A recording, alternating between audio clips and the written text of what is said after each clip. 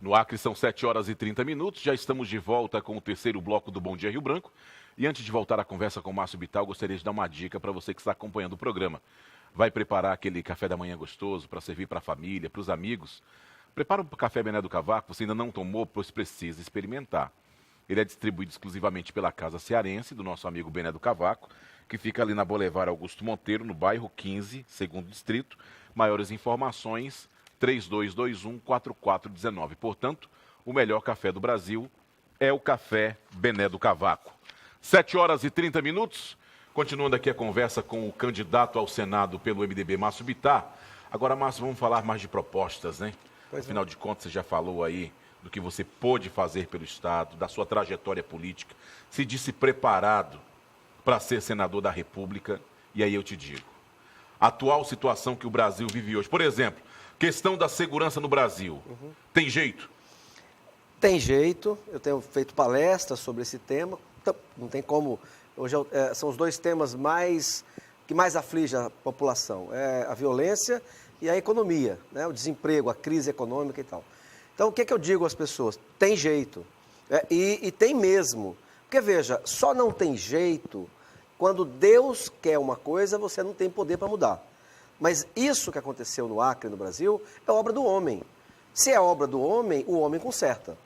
E eu posso dizer que tem lugares no Brasil e no mundo que dão exemplos disso. Já tiveram crises iguais ou até piores do que a que vivemos hoje e consertaram. Agora, é preciso ter coragem para fazer as medidas corretas.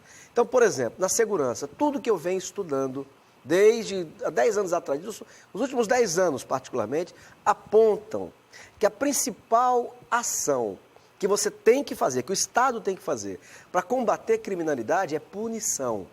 O que é punição? Através das leis? Aí vamos separar, Tião, o que é o viciado, que nenhuma família nossa está livre de ter um filho que caia no mundo das drogas, do alcoolismo. Então, vamos separar isso do traficante, do contrabandista, do chefe de quadrilha, do cara que matou, que assaltou, que estuprou. Então, eu estou falando disso aqui. Né?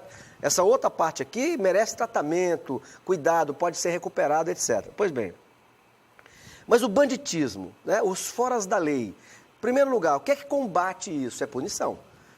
É o Estado descobrir quem matou, quem estuprou e ele pagar a pena. Hoje não acontece no Brasil. Nós chegamos primeiro para ver que é um problema grave mesmo, vamos dar alguns dados. O Brasil é o país que mais mata no mundo. O ano passado fechou a conta de quase 64 mil assassinatos. A ONU considera que até 10 homicídios por 100 mil habitantes estaria normal. Agora eu vou ter que te interromper um pouco, porque você deu um dado importante, que o Brasil é o país que mais mata no mundo. Mas você é a favor de que as pessoas fiquem armadas, estejam armadas. Lógico. Isso não aumentaria esse índice? Não, então vamos, os dados, uma jornalista me disse isso ontem, eu respondi a ela do mesmo que eu vou te responder. Os dados estão comprovando a minha afirmação e não a sua. O que aconteceu no Brasil? Vou chamar a atenção do telespectador. O governo de esquerda, em qualquer lugar que ele assume, ele desarma as pessoas. Não foi diferente no Brasil. O que é que o Lula fez? O que é que o PT fez? Eles fizeram, como eles não respeitam a democracia, mas não, eles não respeitam. Houve um plebiscito no Brasil e a população, 64%, votou contra a proibição que a pessoa votou contra a proibição da arma. Pois bem, mas a esquerda no poder, o que é que fez? Começou a criar normas e mais normas que praticamente tornou impossível, mesmo aquele que tem ficha limpa, adquirir uma arma. Além disso, o que é que eles fizeram? Uma campanha nacional, as pessoas devem se lembrar disso, para comprar a arma das pessoas de bem, como se isso fosse devolver a paz. O que aconteceu no país? Terminar o raciocínio. O que aconteceu no país? Então a esquerda desarmou as pessoas, tá? Mas você desarma as pessoas de bem. O malfeitor continuou armado. O que aconteceu no país? O crime explodiu. Então veja, o que eu estou lhe dizendo. Olha como as curvas comprovam o que eu estou dizendo e não a sua afirmação. Você foi desarmando a população brasileira e o crime foi aumentando. Então, é dado, isso são informações. Isso não é apenas uma opinião, isso são dados. Vou repetir. O Estado brasileiro, na mão da esquerda, ele foi desarmando as pessoas e a violência foi crescendo. Agora, por que eu defendo o direito ao posse de arma àquele que é ficha limpa? Em primeiro lugar, porque isso é um direito dado por Deus. Quem dá, eu que sou cristão, entendo que quem dá a vida é Deus. E o direito de defendê-la é seu. E vou lembrar as pessoas que estão nos assistindo e a você. Mas quando você fala em direito de defendê-la, é obrigação do Estado também oferecer a segurança. Vou responder a mesma coisa para você que eu respondi para o jornalista ontem. Essa afirmação sua, embora que você talvez não saiba, é uma lavagem cerebral da esquerda. Essa frase é repetida pela esquerda eternamente, a pessoa acaba acreditando. O Estado tem obrigação. Escute, não, Estado nenhum vai conseguir colocar um soldado ao seu lado 24 horas do dia. Então, vai ter a maior parte do dia, da esmagadora maioria da população brasileira, não tem um guarda ao lado dela, porque é impossível. Então, o Estado não está ao seu lado o dia inteiro. Então, quando você tem ficha limpa, você passa por uma triagem, você tem o direito de adquirir uma arma. Eu defendo isso. Agora, por que é eleição? A eleição é para que cada um diga com clareza o que quer. Então, aquele que acha que eu estou errado, não vai votar em mim. Mas eu não vou deixar de afirmar o que eu estou dizendo. É um direito legítimo de um pai de família defender a sua família. Quando o bandido sabe que um bairro inteiro está desarmado, é muito mais fácil. Mas eu volto a te afirmar, o direito de defender a sua vida e a vida da sua família é sagrado. Você não pode tirar. E mais, vou te lembrar, o povo brasileiro decidiu em plebiscito. Tá? Foi feito um plebiscito no país. 64% decidiu que o homem de bem, o homem que tem uma ficha limpa, em querendo, ele tem o direito de ter uma arma. O que a esquerda faz? Vai criando mecanismos que contraria o plebiscito. Então, quero dizer com clareza, eu sou contra o Estatuto do Desarmamento. E vou te repetir, enquanto o país desarmou o homem de bem, a violência cresceu. Olha o caso do Acre. Nós temos o segundo estado mais violento do país e, infelizmente, a capital mais perigosa de se viver do país. Quer dizer, então, isso é óbvio que faliu o sistema de segurança. Bom, é preciso tomar medidas duras quanto a isso. Você tem que aumentar a pena. Não é possível que alguém que joga uma menina, como o casal Nardoni, a mãe já está solta. No final do ano, o pai está solto. Quer dizer, isso é um prêmio ao crime. Então, tem que aumentar a pena de crime violento. Eu sou contra que a visita, hoje nós assistimos, bandido que comanda crime, continuar comandando dentro da cadeia. Uma das formas, ele utiliza a visita, que não pode ser gravada. É óbvio que o presídio de segurança máxima, qual é a função dele quando ele prende o comandante de um crime? Cortar a comunicação. Se o sujeito comanda crime organizado, você conseguiu prender, a polícia arriscou a vida dela e conseguiu prender o comandante do crime, um diretor do crime, da diretoria do crime. O que ele tem que fazer? Cortar a comunicação. Porque se ele continua tendo comunicação, continua comandando de dentro do presídio. Então é óbvio que essas audiências, essas visitas precisam ser documentadas. A inteligência policial precisa descobrir se de forma clara ou velada ele está usando aquela visita para continuar comandando crime organizado. Abaixar a maioridade penal. Por que eu tenho que abaixar a maioridade penal? Mas se baixar a maioridade penal, muitos especialistas dizem que se hoje são cooptados entre 16 e 18, se baixar a maioridade penal para 16, vão cooptar os de 13, 14, 15. O que você acha disso? Não, veja, olha só. Primeiro é preciso reconhecer o seguinte. Do jeito que está, é o caos. Então, se alguém não propõe mudança nenhuma, é continuar no caos. Então, eu estou propondo mudanças. Eu estou estudando há mais de 10 anos, lendo e vejo aonde vive sério. Por exemplo, Estados Unidos, que não tem 5 homicídios por 100 mil habitantes.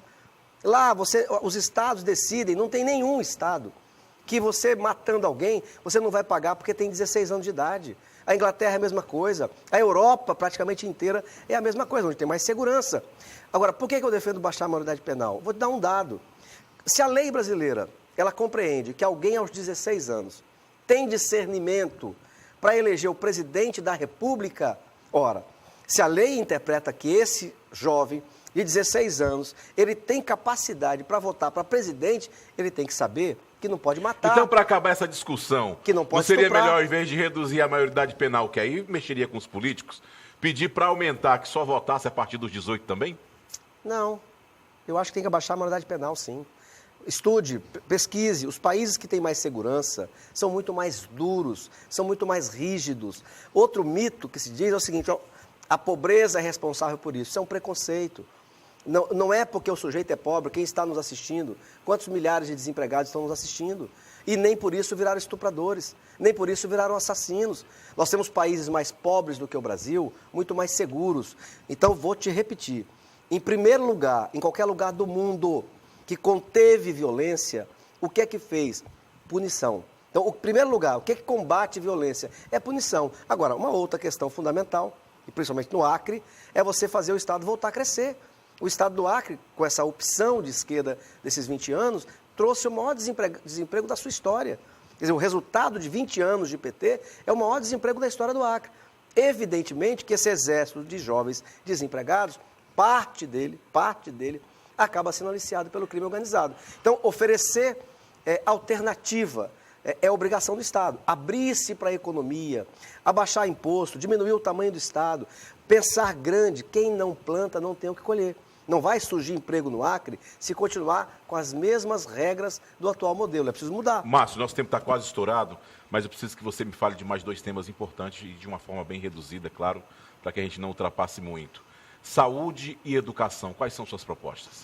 Olha, como senador da República, não é o Senado que vai tratar diretamente com esse tema. Agora, quando eu fui candidato ao governo, o que é que eu afirmava? Que tanto na educação quanto na saúde, o problema maior não é a falta de dinheiro, é gestão. É muita roubalheira, é muito desperdício, tanto em um quanto em outro. Na educação, por exemplo, se você pegar o que o país gasta per capita, é mais do que a China. E a China tem a pior educação do mundo, do Brasil, e é bom que se diga. É uma das piores. Então, você gasta mais per capita por aluno do que a China, e a China tem um desempenho muito superior ao brasileiro. Na saúde é a mesma coisa. Eu leio determinados relatórios que atestam que uma gestão eficiente nos hospitais de saúde pelo Brasil economizaria, no mínimo, 30% do que se gasta. Então, na saúde e na educação, é muito uma questão de gestão. Agora, na educação, é preciso despolitizar. Sala de aula não é lugar de fazer a cabeça de ninguém. Sala de aula não é lugar de doutrinar a criança. Então, o que nós temos que fazer? Mudar o método de alfabetização, que é fundamental. A alfabetização do aluno de primeira série vai determinar a vida dele no futuro. Eliminar esse método de esquerda de Paulo Freire, que não educa ninguém, que é uma deseducação. Então, a alfabetização é fundamental. Perceber que o aluno tem que aprender matemática, português, ciências, que a moral, quem ensina é a família. Eu sou contra, por exemplo, querer dar em sala de aula a ideologia de gênero. Se você tem uma opção diferente da minha, eu respeito e lhe amo, mas você não pode impor a sua através de uma sala de aula para o meu filho. Então, a sala Religião, de aula... então, também não se discutiria na sala de aula? Na escola pública, não. A escola pública é feita com dinheiro de todo mundo, de quem é católico, como eu, de quem é protestante, de quem é ateu. Então, é a escola pública. Então, ela tem que voltar a se preocupar com a transmissão de conhecimento. E educação moral é a família, não é a escola que dá. Então, você tem problema de gestão, que você tem muita roubalheira e muito desperdício, e aí você tem que dar choque de gestão, de transparência, e a escola é para ensinar matemática, português, ciência, não é para fazer a cabeça de ninguém. Eu sou contra a sexualização das crianças brasileiras, e muitas vezes isso é tentado fazer na própria sala de aula. Sou contra isso. Márcio, nosso tempo está mais do que estourado. Tem algo que você queira acrescentar, ou que mensagem que você deixa aí para o nosso telespectador e quem sabe aí o seu eleitor também, né? Eu quero deixar uma mensagem de uma coisa que eu falei e quero terminar repetindo. A crise que o Acre vive, o Brasil, são obras do homem. Se você não muda o que Deus quer, a determinação de Deus, mas do homem não, você muda. Nós temos o livre-arbítrio. Então eu quero dizer a todos os acrianos que estão me assistindo, que aquilo que tem de problema que o homem criou, o homem muda e resolve. E o futuro do Acre pode ser muito melhor do que a realidade de hoje. É uma questão de opção. Quando o Acre fez uma opção em 98, a esquerda chegou onde nós estamos. É resultado. Está na hora de mudar. Eu quero aproveitar para pedir àqueles que estão nos assistindo que confiem no Gladson Cameli, é o meu candidato a governador, é para ele que eu vou dar meu voto. Eu não tenho nenhuma preocupação nesses 20 anos de não ter ganho o governo. Não deu com o Tião Bocalon, não deu comigo, não tem problema. Se der com o Gladson, que vai acontecer, eu estou feliz e vou ajudá-lo. Né? Quero também dizer ao eleitor que eu voto no Sérgio Petecão, que é senador da República, eu vou votar na reeleição dele. Peço, evidentemente, também a confiança para votar em mim, com o número 151, e pedir para votar nos federais e estaduais da nossa aliança. Peço que Deus nos proteja a todos, nos guie nessa campanha e que ela sirva mais do que nunca aquilo que eu sempre digo, que cada um diga com clareza o que é que pensa, qual é a sua proposta para resolver os males maiores que o Acre e o Estado vive. Eu tenho uma proposta para combater a insegurança e para combater o desemprego, e venho dizendo isso ao longo da campanha. Um abraço, fiquem com Deus, muito obrigado. 7h45, eu conversei aqui com o candidato ao Senado pelo MDB, Márcio Bittar. Márcio, obrigado por sua vinda e sucesso. Eu que te agradeço, um abraço a todos. Uma ótima sexta-feira para todo mundo, muito obrigado pela audiência, se Deus permitir nós voltaremos na segunda-feira a partir das 6h30 da manhã. Tenham todos um excelente final de semana e até lá, se Deus permitir.